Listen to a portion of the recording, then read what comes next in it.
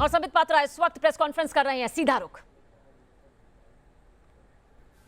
पाकिस्तान के साथ हां में हां मिला रहे हैं, वो हम सब ने आज टीवी चैनलों के माध्यम से सुबह से देखा हुआ है। कोई नई बात नहीं है। ये वही दिग्विजय सिंह है जिन्होंने पुलवामा हमले को एक दुर्घटना मात्र बता दिया था। आतंकवादी घटना बताने से भी वो कतरा रहे थे। ये वही दिग्विजय सिंह है जिन्होंने कहा था 26/11 तो आरएसएस की साजिश है, और किस प्रकार से उस समय पाकिस्तान को क्लीन चिट देने का प्रयास किया था। तो दिग्विजय सिंह जी का यह कहना कोई नई बात नहीं है कि बंधुगण, मगर एक सीरियसनेस के साथ हम ये कहना चाहते हैं कि ये कोई वन रैंडम स्टेटमेंट, ये किसी एक कांग्रेस के व्यक्ति का पर्सनल विचार हो, निजी विचार हो या व्यक्तिगत विचार हो, ऐसा नहीं है। कुछ दिनों पहले हमने एक टूल किट के विषय में भी जिक्र किया था।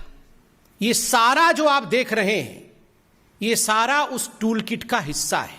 All this is part of the tool kit of Congress party. Bharat को किस प्रकार से अपदस्थ करना है, हिंदुस्तान के खिलाफ किस प्रकार से बोलना है, मोदी जी के खिलाफ किस प्रकार जहर उगलना है, भले उसके लिए पाकिस्तान, चीन इत्यादि से समर्थन क्यों ना लेना पड़े, यह सारा कुछ कांग्रेस के उस टूल किट का हिस्सा है, जिस टूल किट के विषय में भारतीय जनता पार्टी ने खुलासा भी किया था और हमारे तमाम बड़े नेताओं ने कांग्रेस का पर्दाफाश किया था।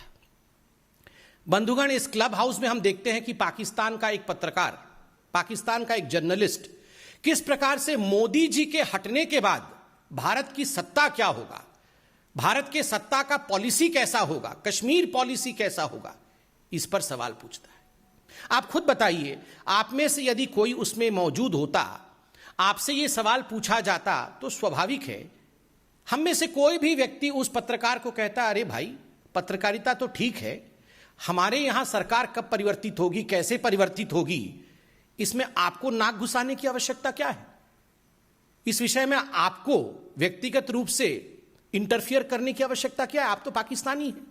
मगर नहीं, दिग्विजय सिंह जी उन्हें धन्यवाद देते हैं, थैंक यू।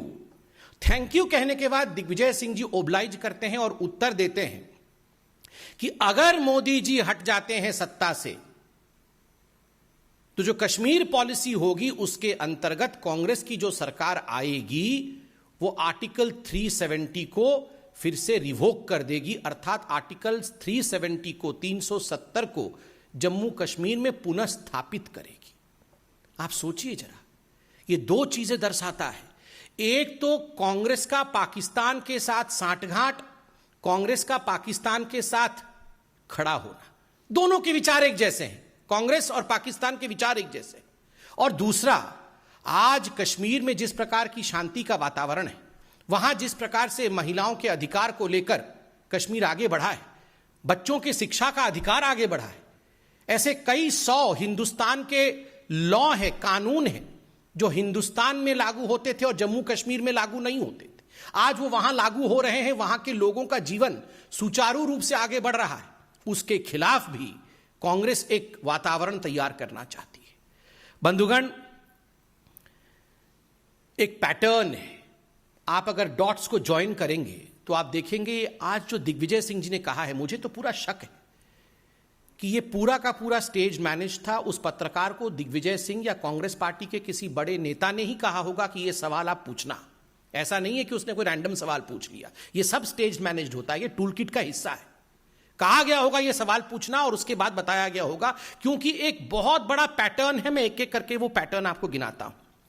आर्टिकल 370 पे डिस्कस कर रहे हैं मित्रों, आपको याद होगा, और मैं तो चैनलों से ये रिक्वेस्ट करूंगा, आप चतुर्थ स्तंभ हैं, आप उस बाइट को जरूर दिखाइएगा जब पार्लियामेंट में आदरणीय गृह मंत्री अमित शाह जी खड़े होकर आर्टिकल 370 के विषय में अपना वक्तव्य आरंभ ही करने वाले थे। तभी जो लीडर ऑफ ऑपोजिशन है कांग्रेस पार्टी की ओर से, अधीर रंजन चौधरी, वो तुरंत खड़े हो जाते हैं, तत्क्षणात खड़े हो जाते हैं और खड़े होकर कहते हैं, नहीं नहीं नहीं नहीं, ये चर्चा हम कैसे कर सकते हैं, ये तो बायलैटरल इशू है, ये आर्टिकल 370 तो द्विपक्षीय इशू है, इसमें भारत कैसे अपने आप डिस्कशन कर सकती है बिना पाकिस्तान के कंसेंट के। तो ये तो हिंदुस्तान के पार्लियामेंट के पटल पे किस प्रकार से कांग्रेस पार्टी का पर्दाफाश हुआ था, यह पूरे हिंदुस्तान ने देखा था। और तो और अधीर रंजन चौधरी जी के पीछे स्वयं श्रीमती सोनिया गांधी जी मौजूद थी, और यह सब कुछ सोनिया गांधी जी के उकसाने पर अधीर रंजन चौधरी ने कहा था कि how can article 370 be discussed unilaterally by the Indian parliament, it is a bilateral issue. यह पैटर्न उससे पहले से शुरू हुआ।